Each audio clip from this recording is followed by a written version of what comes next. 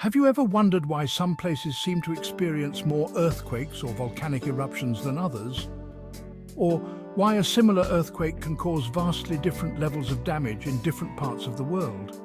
The answer lies in disaster risk.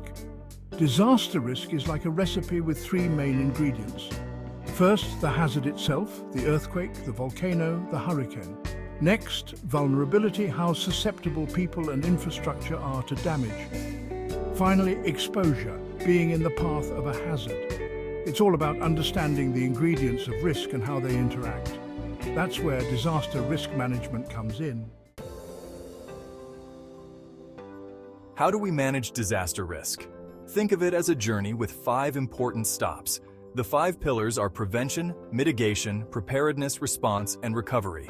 Prevention stops disasters before they start. This includes building codes and early warning systems. Mitigation reduces the impact of hazards. Examples are reinforcing buildings and building seawalls. Preparedness is having a plan, like a fire drill. Response is immediate action after a disaster. Recovery is about rebuilding and improving. Disaster management is a team effort. The year was 2010. A devastating earthquake, measuring a catastrophic 7.0 on the Richter scale, ripped through the heart of Haiti. Buildings crumbled, homes were reduced to rubble, and the death toll soared to a staggering 200,000. It was a disaster of unimaginable proportions. But the Haiti earthquake wasn't just a story about a natural disaster. It was also a stark reminder of the importance of disaster risk management, or rather, the consequences of its absence. Haiti, one of the poorest countries in the Western Hemisphere, was woefully unprepared for an event of this magnitude. The country lacked adequate building codes, leaving structures incredibly vulnerable to even moderate earthquakes. Poverty and weak governance hampered efforts to enforce building regulations and implement disaster preparedness measures.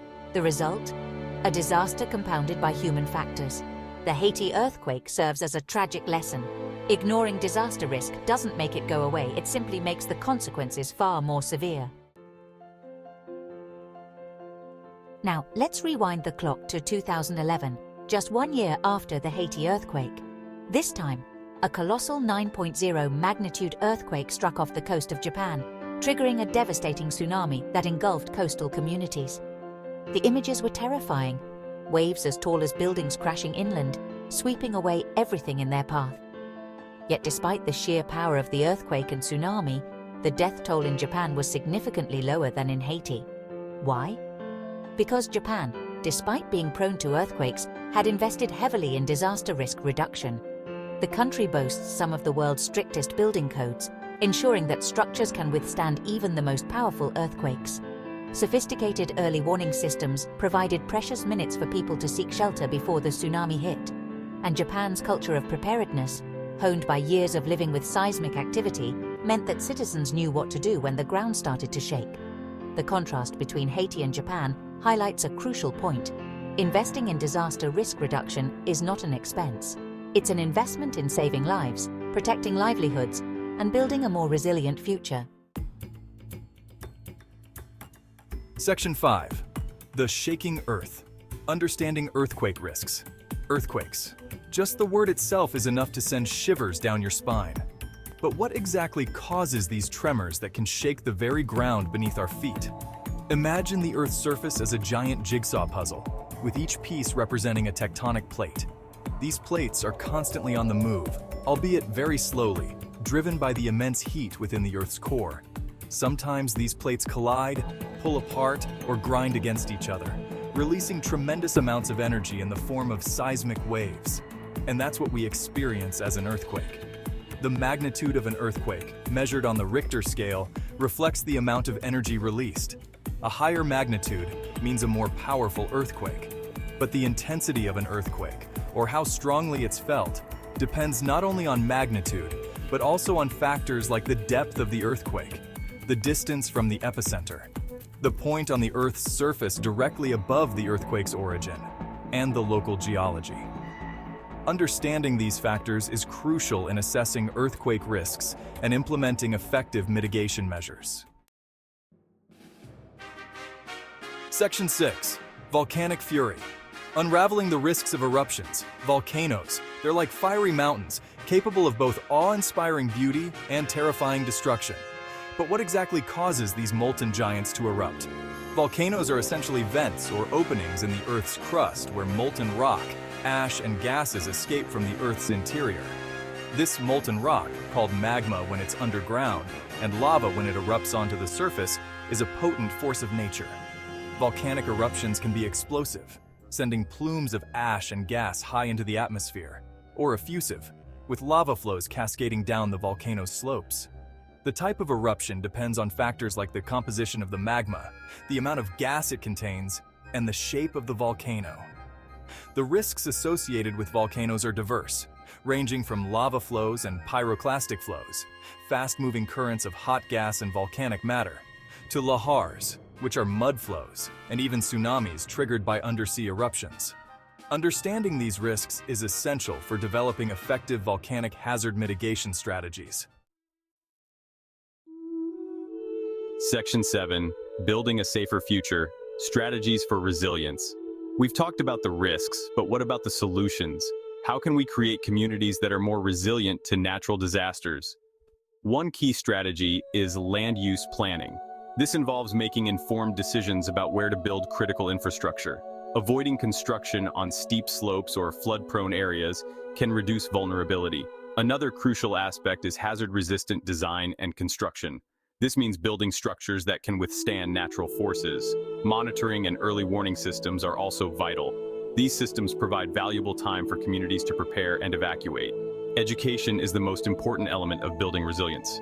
Teaching people about disaster risks and preparedness empowers them to protect their communities. Section 8. The Uphill Battle Challenges in Disaster Risk Management.